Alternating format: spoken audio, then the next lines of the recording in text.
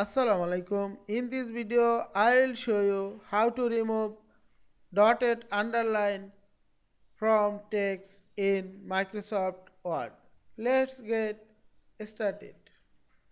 Just select the text and click the drop down menu of underline icon and select the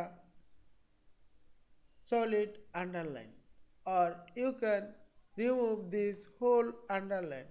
Just click underline icon,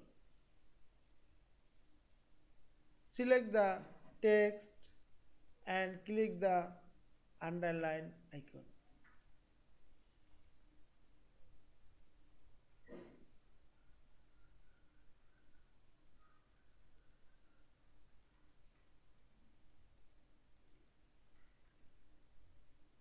I hope you enjoyed this video.